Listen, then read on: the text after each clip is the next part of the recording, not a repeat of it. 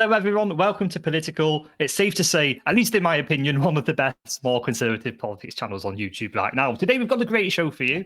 As always, first of all, Donald Trump has confirmed that he's going to leave office if he loses the election, putting an end to any and all rumours of his so-called authoritarianism. He's also going to be going to campaign in Georgia for the Senate elections, where, of course, Sidney Powell has unleashed the Kraken and made a huge allegation of corruption, fraud, and electoral manipulation that really does look set to be massive. Not that anyone's going to know about it, because Twitter sprung into action and blocked any and all links referring to the legal case on its platform.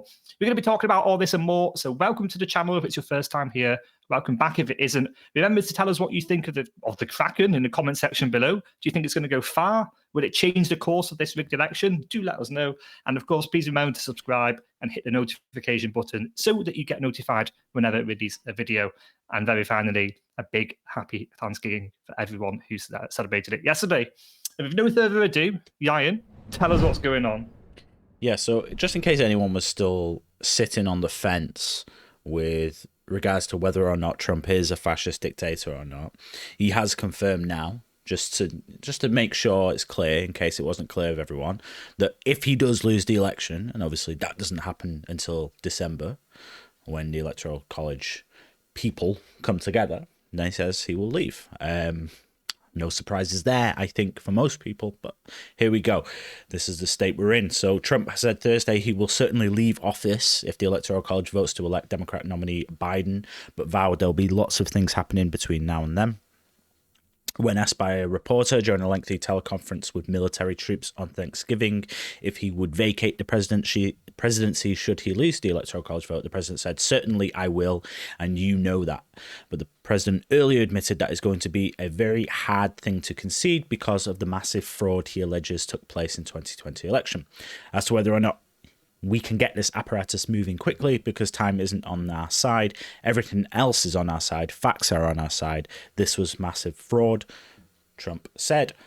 And on top of that as well, he's going to be campaigning in Georgia. And there's been like a lot of sort of weird going-ons about Republicans kind of falling out a little bit with each other in favor and whatnot. But the reality is that these seats in Georgia are really important. Obviously, they need to get one of them to maintain the majority that they have, assuming, unless, of course, Trump does win, in which case it would be 50-50 at this point, and Mike Pence would get the majority.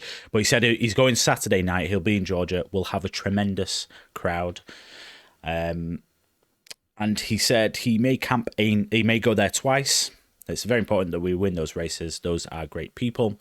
Trump described Purdue's Democrat opponent, John Ossoff, as a lightweight, and Loeffler's opponent, Raphael Warnock, as either a communist or a socialist. I cannot figure that out yet. I think he can be both, in all honesty. Yeah, you look at some of the rhetoric that's coming out of him. You know, he blames white people for every injustice in the world. He really is the most progressive woke candidate since AOC, haven't you? And you kind of mentioned we kind of have this dynamic of a few Republicans falling out. The Democrats too, because it feeds into this democratic civil war between the progressive wokies in that party and the kind of more moderate, sensible ones who we should actually give the time of day to. But circling back on this, so we're going to circle back to Sidney Powell, I think, and this kind of the huge legal case, because we're talking about Georgia, right? So we have to discuss this huge legal case, the Kraken, as we're calling it in the conservative community. And we've got here an article from Newsmax, the best unbiased source on the internet. So Twitter on Thursday reversed its ban of a link to lawyer Sidney Powell's election website, reports Fox News. The social media giant previously labelled the website as unsafe following her accusations of widespread electoral fraud. The URL reference was mistakenly marked under our unsafe links policy. This action has now been reversed. A spokesperson the site, defendingtherepublic.org, was established by Powell to defend and to protect the integrity of elections in the United States and asked for donations to support election-related litigation. Horror, shock horror. How can anyone, agree with those goals?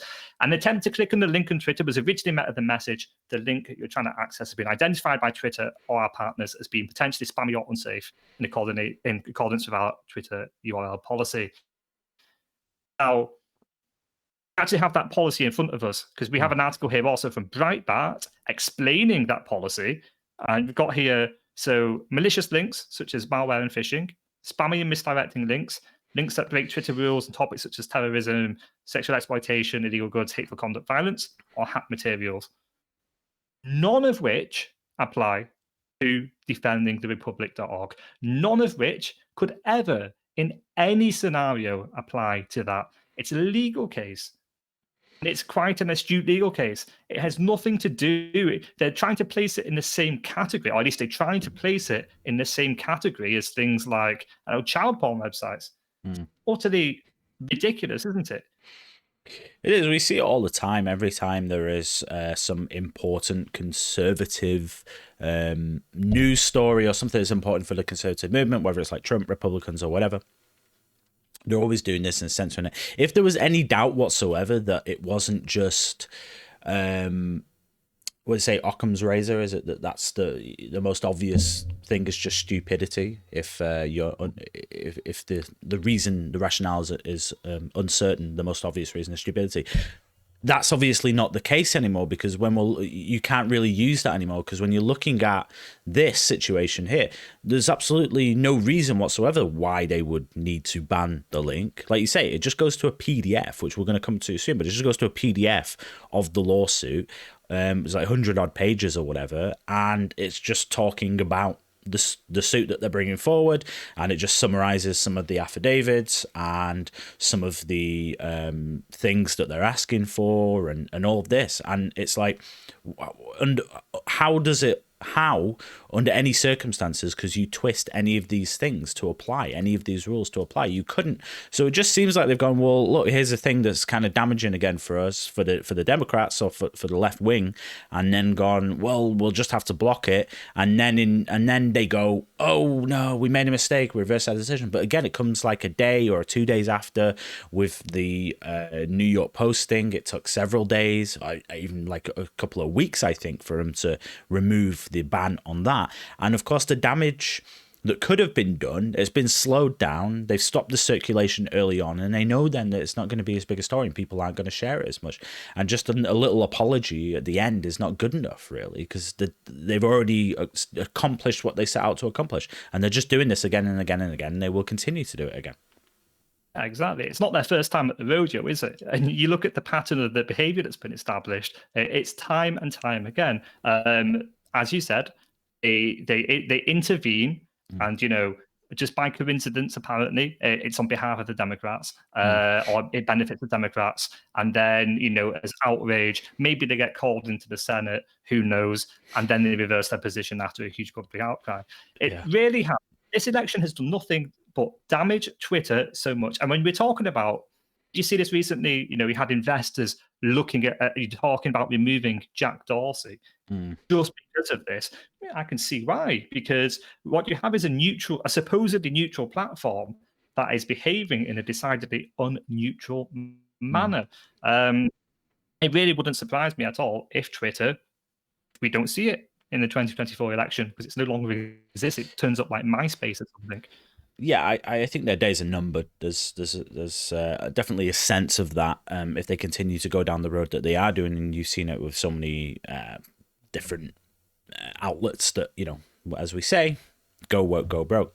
I think it will happen to Twitter. There's really not going to be any need for it once Trump is done, whether it's his 1 term or 2 terms, but once he's done, Twitter won't have that appeal that it does anymore. So let's just move on then to the lawsuit, because it really is. I mean, it's 100 and some odd pages. There's so much stuff in there. It really takes a lot of time to dissect it. But this article here from Breitbart just kind of gives a couple of paragraphs that summarize it a little bit, and there's one little bit that I want to talk about specifically because it's if true is incredible. So mathematical and statistical anomalies rising from the level impossibilities as shown by affidavits by multiple witnesses, documentation and expert testimony evidence this scheme across the state of Georgia. Especially egregious conduct arose in Forsyth, Paulding, Cherokee, Hall and Barrow County. This scheme and artifice to defraud affected tens of thousands of votes in Georgia alone and rigged the election in Georgia for Joe Biden. And it said video from State Farm Arena in Fulton County shows that on November 3rd, after the polls closed, election workers falsely claimed a water leak required the facility to close. All poll workers and challengers were evacuated for several hours at about 10 p.m. However, several election workers remained unsupervised and unchallenged, working at the computers for the voting tabulation machines until after 1 a.m. We've spoken about that before. They lied about the whole situation. For what reason? Well, I guess we can only speculate. So here's the thing. You go to page 79 on, and this is the link to the PDF of the lawsuit that was blocked on Twitter. You go to page 79 on this one. I noticed this thing here is kind of interesting, and I saw it a couple of other places as well. They focused on this. 900 military ballots in Fulton County were 100% for Joe Biden. And obviously they have access to this data. They say, I mean, it says supposedly, so I don't know if it is true or not. Obviously it's unconfirmed. If it is true, I mean, it's just impossible, and it's absolutely incredible. And it's surely about as big a red flag as you could possibly see that there's something untoward going on in the state of Georgia, in Fulton County, where it seems like there's the epicenter of all of these abnormalities. And I believe Lynn Wood, he made this tweet a number of days ago, but he was saying basically he needs to identify Georgia voters who cast a military absentee ballot. And I imagine he's probably already got in touch with some, and I imagine some of those people voted for Trump or claimed they voted for Trump, and it just obviously then blows apart this whole idea that 900 votes, and 100% of them come for Joe Biden. It's obviously ridiculous. Yeah, absolutely. I mean, it's so statistically unlikely to be impossible. It's like if we went to, a downtown area, Philadelphia or Detroit, and we found counties that were 100% for Donald Trump there. It's just so unlikely as to be completely impossible.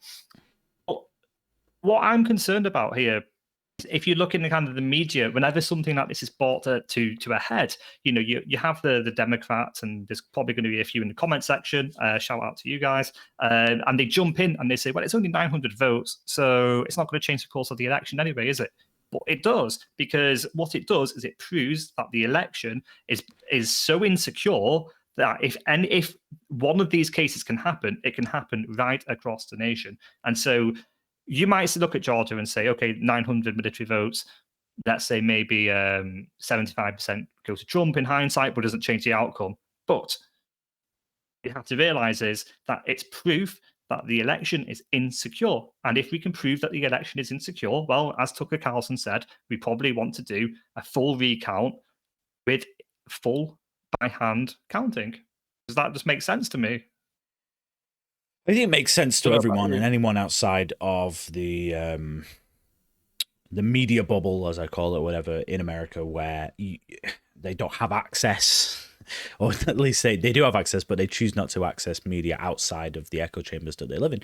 Everyone knows that there obviously can be potential issues with mail-in voting. Everyone knows that there's machine votes and electronic votes are facilitate fraud to the highest degree. They're the easiest way to do widespread fraud in an election. Everyone knows that. That's why most people use them. But yeah, we feel like we're banging our heads when we just say, look, people are concerned about all of these things. Why won't you do an audit? So listen, that covers it for today. This lawsuit, I mean, like I said, it's huge. There's quite a lot of stuff going on in there.